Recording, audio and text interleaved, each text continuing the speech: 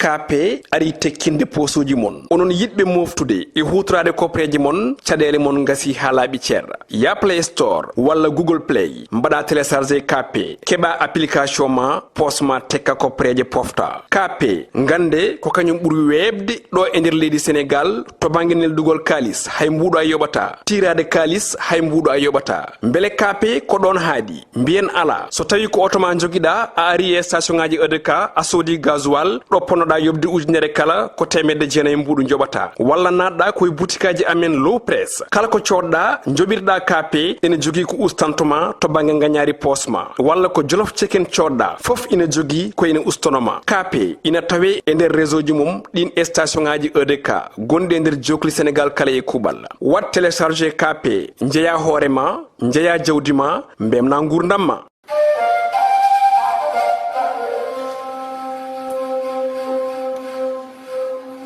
Assalamu alaikum bandiraɓe yeɓi yonkoɓe Piindi eɗen ɗo hande e nder Douta Seck taw kan arɓe notitade taniraɓe Abdoul Bocar Dundu Segele so tawi wiyama taniraɓe Abdoul Bocar Dundu Segele kan noon ma haqqillaji jaa to ha to daabi oɗe taw ko fedde nde ganduɗa ko taniraɓe makko tigui to ardi fedde nde ko tani ko biteɗo munino kan munino noon ko ɓi Moustapha Bocar Kane Moustapha Bocar Kane noon ko hande tigui saabi jonde hande nde e woni hande kañum mawɗo hande e nder famille o ko kanko tigui hande ɓe piili lefol mawɗo taniraɓe Abdoul Bocar Ali Dundu Segele ɗum noon noon kala ko woni histoire Abdoul Bocar Kane hande ma bandiraɓe gandu ɗum kala ko poɗɗon famde ko Abdoul Bocar Kane kon gandano mon faam ɗum tawno hande histoire ji makko ma kaali ɗo kadi hande kala ñeñirdi to wonno e nder Fouta kala to awduɗo gonno e nder Fouta kala ko yontaɓe gonno e nder Fouta kala historien en gonno e nder Fouta hande gari hawride hande oɗo tijiɗi wadde noon yoɗata walla laaɓata sona min jaade moɗon ha nder sal to mbiyon ko woni toon tigi inchallah jehen huma teddugal Fuutankol moni nen ɗo ñaaƴe e suudu ndu nde ngarde o won ya jooɗo ɗo mbimana min jeeya en wiya ha kaka en jeeya teddungal Fuutankol neɗɗo mbaɗo ɗon tedduɗo Allah wuumi ɗum ko wuumi ɗum ko gollimo ko golli ko windi ko windi ko nehi ko nehi ko on kay so kikiɗe mum hirndi ko Fuutanko fof ene foti weltade e notade sukaɓe ɓe jarama baba ne weli de yumma kayne ne weli kono ndaw sadde yobde diminno yobde diminno ne sadi sukaɓe ko ɓe nehaaɓe niidi kadi Fuutam kaagal taw ɗon nde wonno ko pewɗo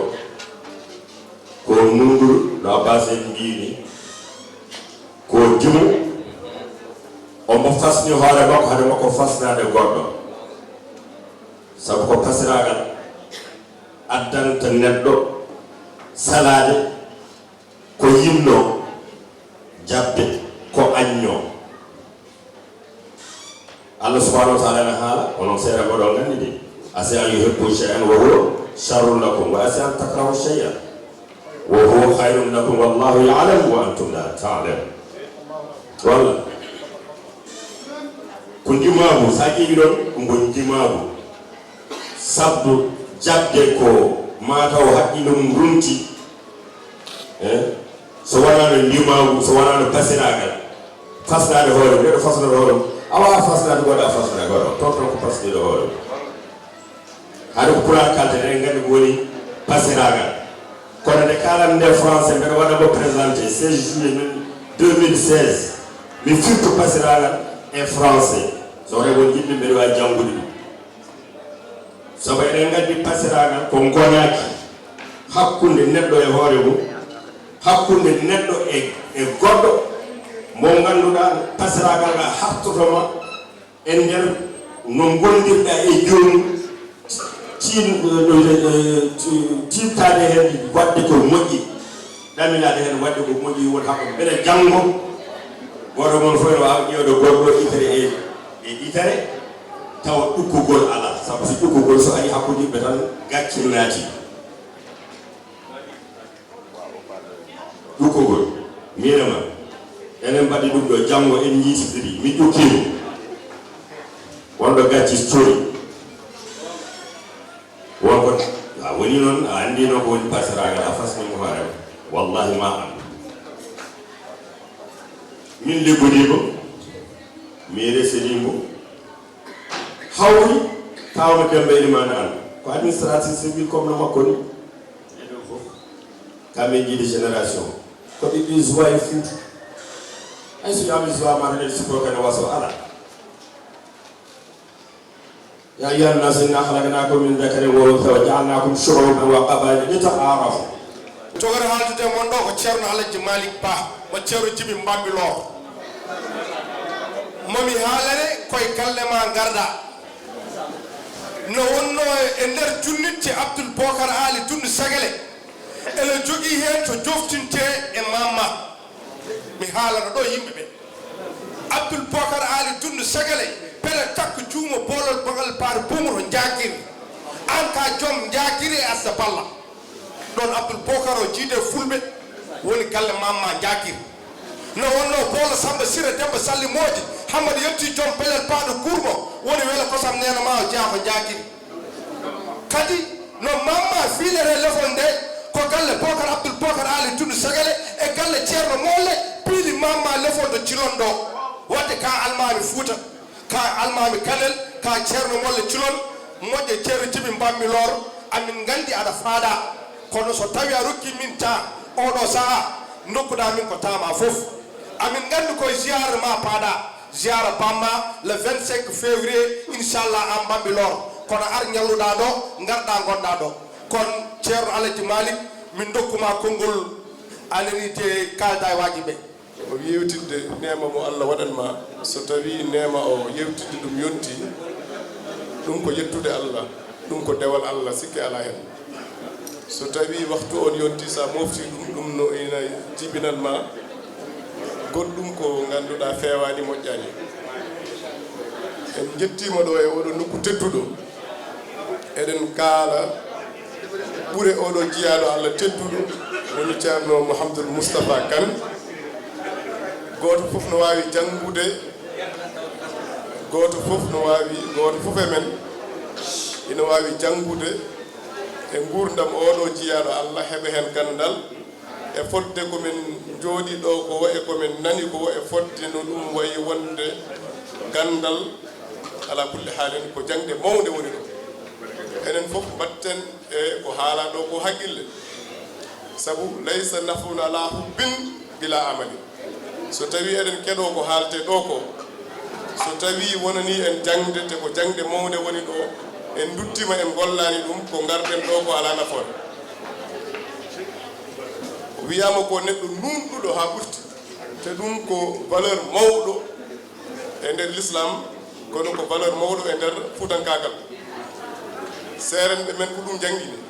ceerno Jibril ɗo tala anhu omo joguino ceerno makko ɓattinoɗo mo walla mo ɓattino ene wiye ceerno Ahmad Diagne Daïra ceerno Ahmad Diagne Daïra Seydi Hadji Malick radiyallahu anhu ko konko e Alaji Seydou Nour o adduno Dakar holko addirnoɓe Dakar ha ɓe mbawa habde e jinneji gonɗi e Dakar e ko taari ɗum beele yimɓeɓe no mbawa rewde Allah Dakar no hanniri ni ceerno Ahmad Diagne Daïra so tawi no Seydi Hadji Malick fini ko jama ñallata ha gueƴe arta so arti o wiyamo Ahmadou o wiyamo naam o wi hoolal sama manto boobu ndax dërëm nekku ci o yaha to manto Seydi Hadji Malick o ƴeewa posuji ɗi fof kala ko tawi hen o wiyamo Seydi Hadji Malick liilati fekk o wiyamo sarahe ko ndax Malick du fanano ñaari yalla Seydi Hadji Malick jaggi ko kaalis ko Allah Allah ko Allah kala ko tawi e poos makko o ƴetta ɗum o wiya yo sakko sabu Malick waldata e Allahji ɗiɗi ɗum ko valeur kulminir donc Mouhamadoul Moustapha o ɗo ko ɗum jangguini enen fof garten e ɗum ɗon sabu zamanu o koko tolni ɗon ko jangde mawde enen africain ji ɗi peuple africain ji ɗi eɗen jogii caɗeele mawɗe caɗeele men ko en mbaawa fondude koye men e ko mbawɗen e ko ngannduɗen ɗum ko probléme il faut deglen ɗum won woɗɓe wonnooɓe e caɗeele ɗen mais fuutankooɓe aussi ɓe naata e ɗen probléme uji par ce que a yiyat neɗɗo jogo iPhone 14 an ko ujunaji sappo jogiɗa ko ɗum woni capital ma mbiya iPhone 14 o no mbawɗa wadde fof a heɓat ɗum a ala ɗum a alana ɗum feere ko jogiɗa ko hat hen ɗum ɗo il faut que onon anduɓe ɓe e onon ɓe ganduɗa vraiment vous êtes des administrateurs civils surtout minen komin almuɓe ɗum wona rôle men mais onon administrateur civil uji ɗi ganduɗa oɗon mbawi wadde panel uji oɗon mbawi wadde organisé gueɗe mbaɗe ni oɗon pindina hen sukaɓe fuutankoɓe oɗon pindina hen sénégalais ji ɗi mais africain ji ɗi par ce que ɗum ko probléme uji mawɗi e nder rendo ngo mais premier mawɗi e nder aduna he ala kulli haali ko weltade waman lam yaskuri sabab lam yaskuri nasa waman lam yaskuri nasa lam yaskuri llaha al jamaatu rahmatun wa firqatu adabin emen jetta noon sababu gadduɗo men ɗo woni sohna Munina Kane e sohna Mariam Selli Kane e ala kulli haalin musidɗo mabɓe sohna Mariam Sow emen jetta panélis uji wonɓe ɗo ɓe fof e musidɗo men sehil men giɗo men Cheikh Oumar Fouti Ba mo ngannduɗa jinnaɗo makko o ɗo ko ceerno mum ceerno Djibi wonno one kadi ko ceerno Djibi ne himɓe mbiɗa woni nde tawimo ɗo nde mbaɗa wonde weltare mawde eyyi mi salmini Fouta seeɗa ɓe Fouta wonɓe ɗo ɓe fof mi salmini awluɓe ɓe e fof ala kulli hal assalamu aleykum wa rahmatullahi taala wa barakatu wax nag damay wax yàlla tax duma ko sosal duma ko yokk duma ko wàññi dund naa moom juróom benn fukki at ak lu topp kon nag xam naa ci moom maa ngi ñëw ci loxo mi ngi nekk agent spécial Fatick boobu ba tey ñuy ànd fii bi ma nekkee agent spécial Fatick gis naa ci moom ku dëggu gis naa ci moom ku moytu lu bari yow ñu indi la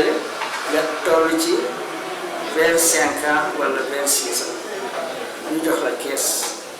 yàlla musal la ci nga def fa juróom benni at amul benn fan ci affaire diggante référendum Mamadou Dia ak Senghor boobu lañ ko fa relevé ci kaw mi ni dafa grève mu ngi indi mandat yi impôt yi fekk mi ngi tëj léegi nag xaalis bi delloo bu ñu ko sàccee wala bu lakkee moom la loolu moo ko jële fa keroog ba ñu ko fay jëli tàkku saam le préfet bi woo yónnee garde na ko woo garde bi dem bi garde bi demee moom mu dem te de wuyu ji préfet bi ni ko télégramme bi kii toog moom moo ko indi relevé nañu la tey jii Fatick dina yóbbu Dakar te kii indi kayit bi moom moo lay remplace léegi nga wax ñu bu fekkee suba la wala fekkee gannaaw suba la nga jébbal ko kees bi kii mooy sa remplace paa bi mu ni leen mu ne commandant bu ngeen bëggee ngeen ñëw léegi ñu ànd ca kees ba ngeen réglé ko parce que chaque fin d'année moom ak préfet bi du ñu doon réglé kees bi bu mu mot sëkk dërëm du ci manqué mu ni préfet bi nag tey léegi ndegam ñëw na jógal ñu dem ca kees ba ñu réglé ko préfet ni ko noonu kees kenn mënu ko réglé noonu mu ni man de sama bos bi daan ñu ko réglé foofu la leen tey ñu jóg ñu dem nekk ca kees ba ba 2 heures du matin ñuy régler kees bi ba mu jeex takk préfet bi signé moom mu signé remplaçant bi signé noonu la ñu bàyyee Fatick ñu si yeewu suba commencé takk suñu bagage si loolu nag Thierno Seydou Nour ñëw na fa tukulóor yi yëpp bokk ne ko demal ñaanal gouvernement bi nañu fi bàyyi Moustapha parce que jullit la parce que ku ñu bëgg la à son âge nag nga toll foofu nekk nitu yàlla dafa jafe mu ñëw Thierno Seydou woo ko ba mu ñëw Thierno Seydou nag ak yeneeni sëriñ ku ñëwoon rek tukulóor yi daw nañu ñëw fekk ñi ngi takk suñuy bagage dimbali leen ñu Moustapha bu mu fi jóge kooku bu woowee paa bi bu paa bi ñëwee ba agsi ci moom mu ne ko sa mbokk yaa ngi nii ñu ne nañu la dimbali nga bañ fi jóge mu ne man fonctionnaire la fu ñu ma yóbbu foofu la Fatick gii xalaatuma woon ni dinaa fi ñëw waaye yàlla moom fi indi bu ma fi yàlla yëkkatee fu ma yóbbu ma dem fa nii la ñu jógee Fatick ma xam ni nag am na jaar-jaar yu bari yoo xam ne yi muñ ak nekk nit ku baax ak nekk nit ku jub loolu mooy may nit loolu bu fekkee ni jullit nga nekk nga nit ku jub parce que keroog bi nga xamee ne sax ñu ngi koy relever Kaolack te Jean Collin ñu def seen ministère de kii réunion politique waaw ñu def ko boo relever ko boole ko ay moroomam yeneen du ay moroomam sax waaye ñun ñu boole ko yeneen gouverneur mu dellu si fii Jean Collin may ko audience mu dem Jean Collin ni ko defuloo dara lu bon Kaolack liggéey nga fa liggéey bu rafet c'est-à-dire que daal bi nga demee aji Makka ba dellu si dama la gis daal nga mel ni ku sonn moo tax ma delloo si la ci capital. bandiraɓe yeeɓiyankoɓe Pin TV eɗen ɗo hannde duuti sek tawa mbiyen ɗo ko jamma walla kiijiɗe pulaar kiijiɗe futankagal tigi par ce que eɗen yolti ɗo e taniraɓe Abdoul Sagele Abdoul Bocar Doundou Sagele so tawi wiyama noon tan ma haqqillaɓe fof pato to daabi odeji eɗen dardi ɗo noon e taniro goto mo ganduɗa wiyete ko Mumini Kane kanko woni président tigi taniraɓe Abdoul Bocar Kane Abdoul Bocar Ali Doundou Sagele Kane wadde noon mbeɗa mo micro o waɗa présenté kono haade men yettade mo dokken gawlo makko o waɗamo présenté no andiri men tigi nde kono hikkoɗon konngol namdoɗen mo hannde holko saabi ndeɗo jonde hannde joɗani ɗo e duuɗo sek allahumma salli ala seydina mouhamadou sallim holmo allah hannde ittani gueɗal ɗo hannde e nder Dakaru ko Moustapha Bocar Abdoul Bocar Ali Doundou Sagele Koremal Akim Ibrahima ɓe mbima noon kala ko ronaka tiiɗani Ali Doundou Sagele laamima Bocar Ali Doundou Sagele laamima Abdoul Bocar Ali Doundou Sagele laamima Bocar Abdoul Bocar Ali Doundou Sagele laamima Moustapha Bocar Abdoul Bocar laamima o hannde laami hannde hol yo debbo toroɗo dariɗo hol yo Moustapha Bocar Abdoul Bocar Ali Doundou Sagele Koremal Akim Ibrahima kanko wiyete Moustapha Bocar Abdoul Bocar Ali Doundou Sagele preta ko tuba boola malal paade bungo so jakiri kanko wiyete Moustapha Bocar Abdoul Bocar Ali Doundou Sagele jobboril hamme lasin hokkimo galle makko dimal jeere waalo kanko wiyete Moustapha Bocar Abdoul Bocar Ali Doundou Sagele falal ali maalum haɗa demba gueɗa nango toon to hebbiyaɓe kanko wiyete Moustapha Bocar Abdoul Bocar Ali Dieynaba Ilimane Amadou Sira Bilal Daoud Sow suglu ko hamme ran paade kanko wiyete Moustapha mo ɓuyde Aissata Ceerno Sadira Jelbo Tafsir Amadou Malik Demba Hammad Saydou Boucar Bada bawaɓe nere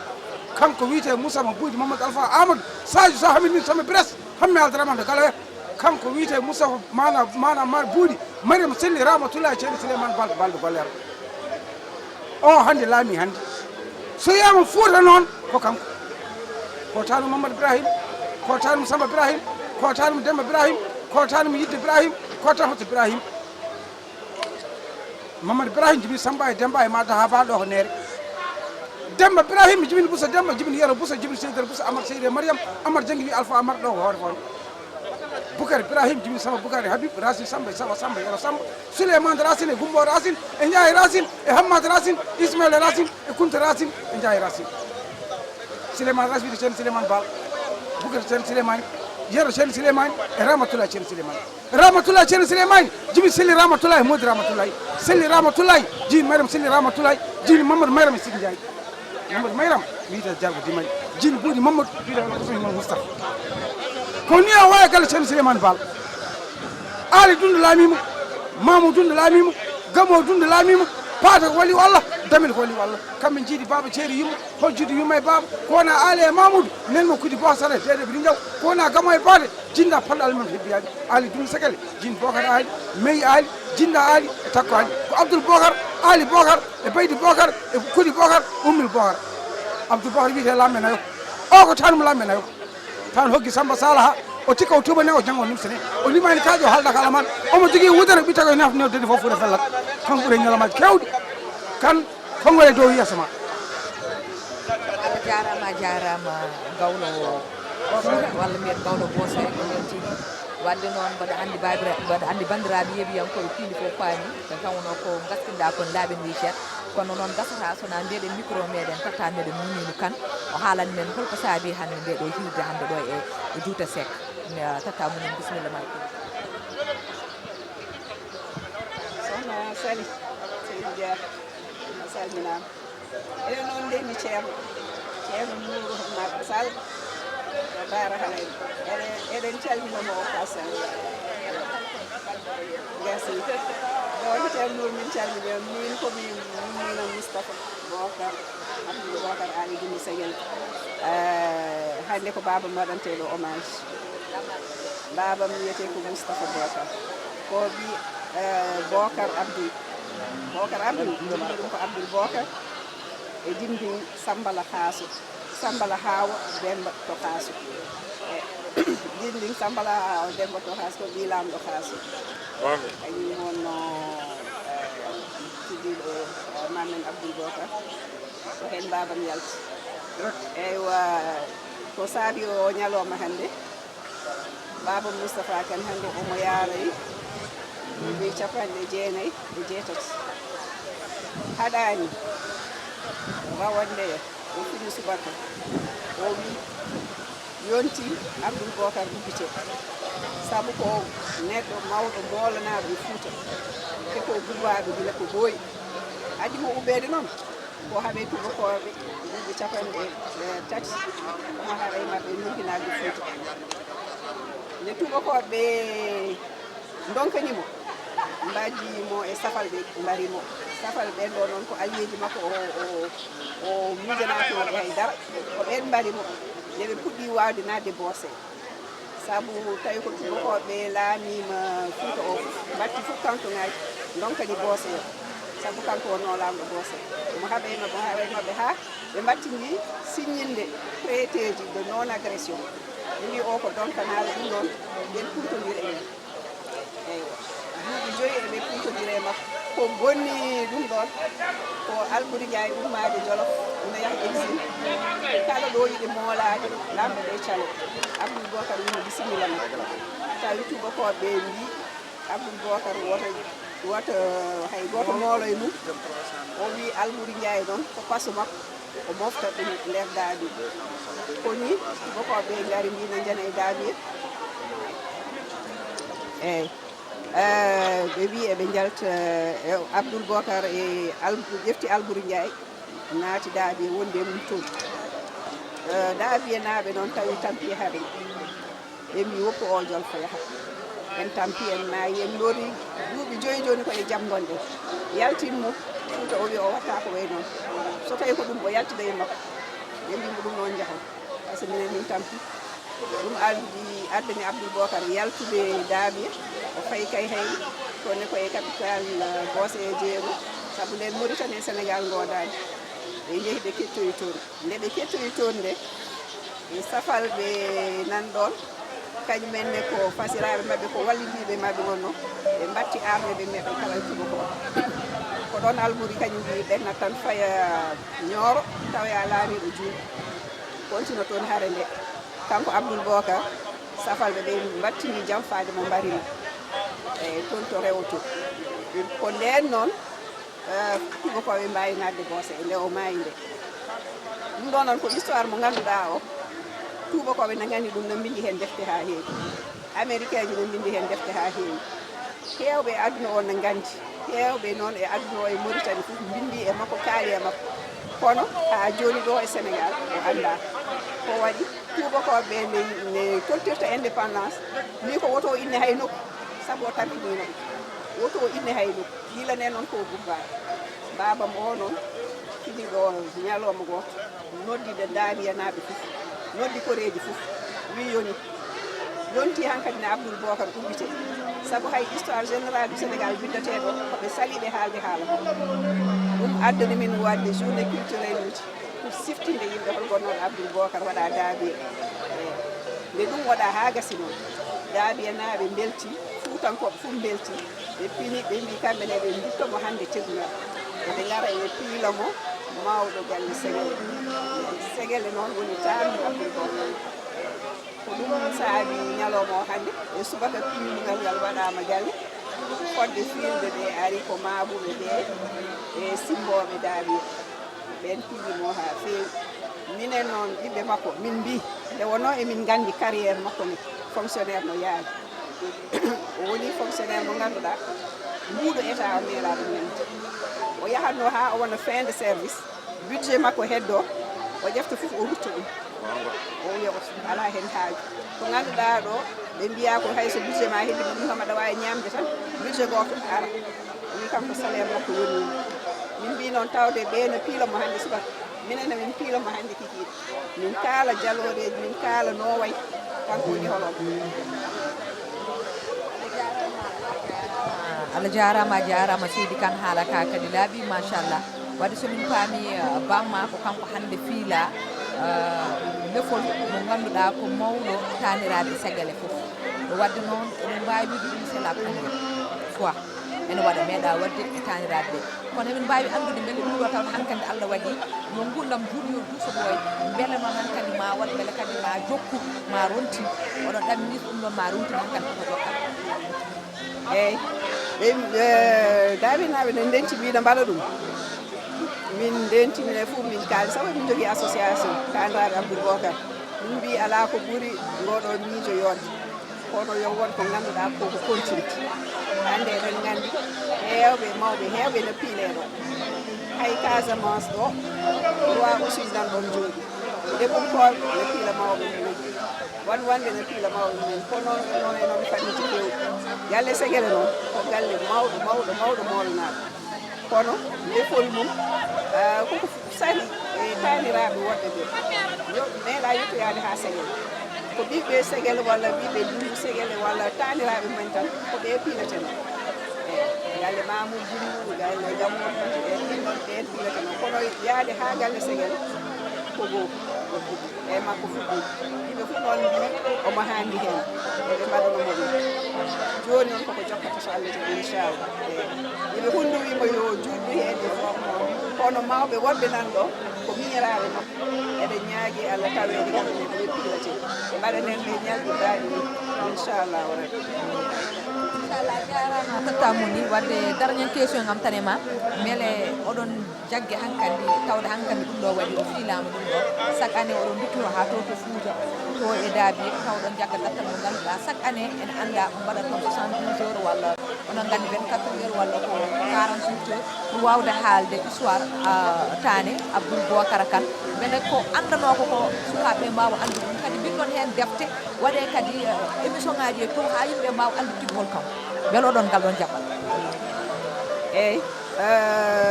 journée culturelle Abdoul Bocar ko ñalɗi ɗiɗi 48 heures min mbaɗɗum hikka emin nganni hitande fof so tawi min donkani so Allah ne haaji min mbaɗa ɗum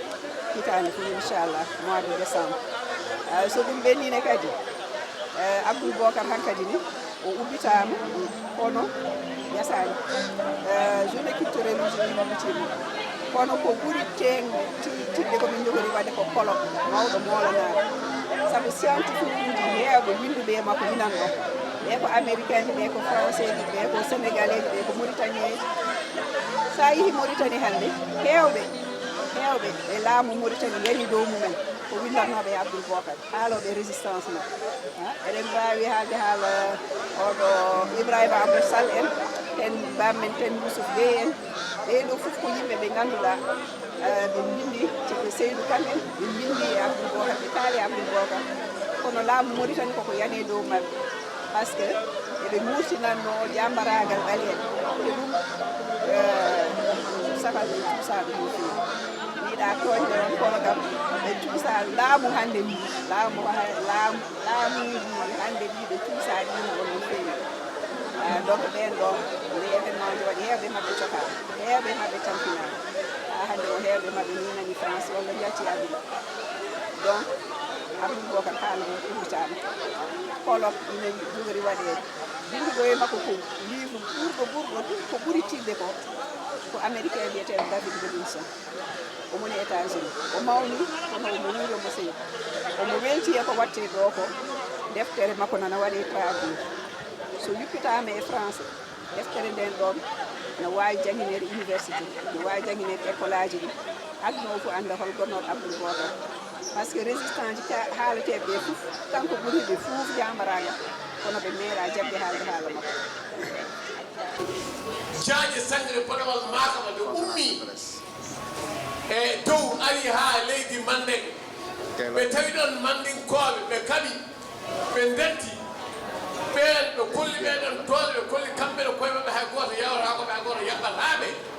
ɓe dutti ɓe ndendi leydi ndi fusion maɓɓe ɗon hokki wiyeteɓe kasonke la dynastie du royaume de Kasso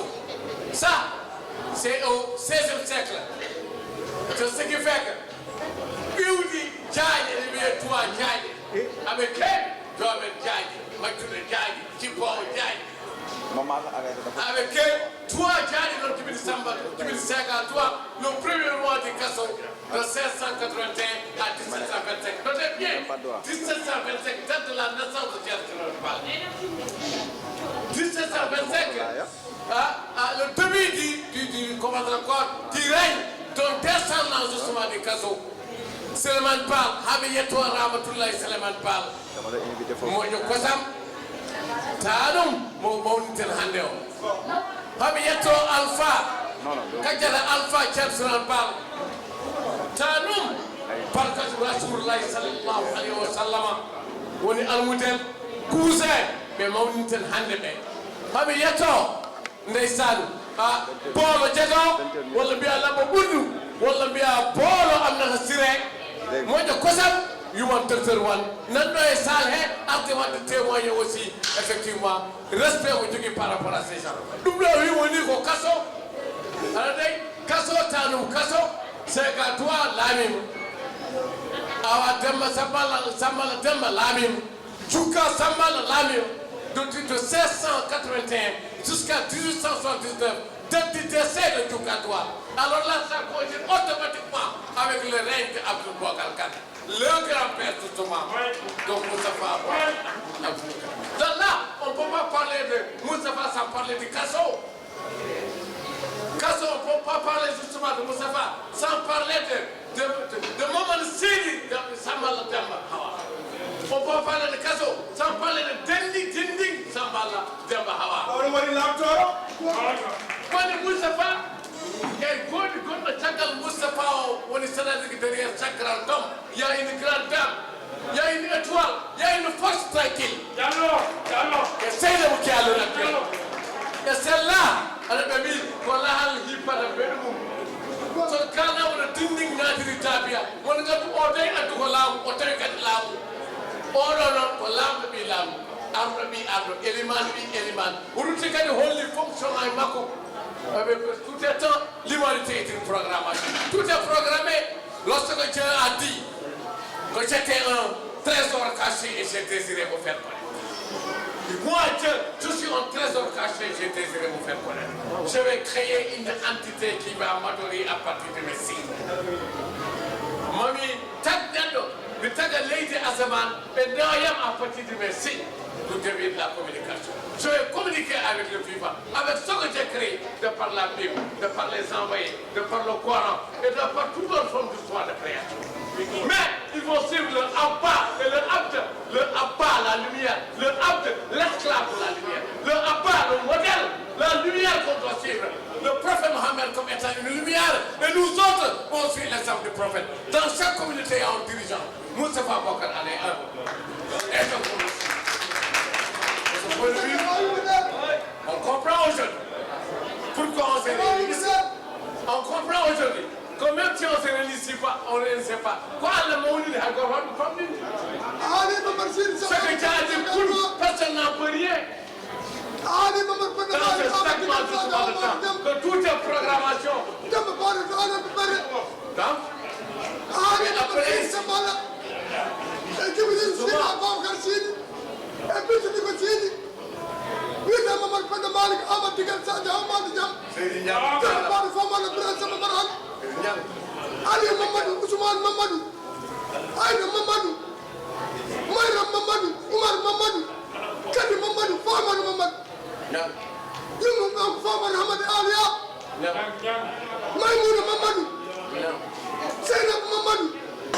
Papa Amadou Tota, famille Piindi Ali, on est décerné, on a pris et je représentant famille, représentant famille, Baude Ardi Etuni Trotoro, Jude.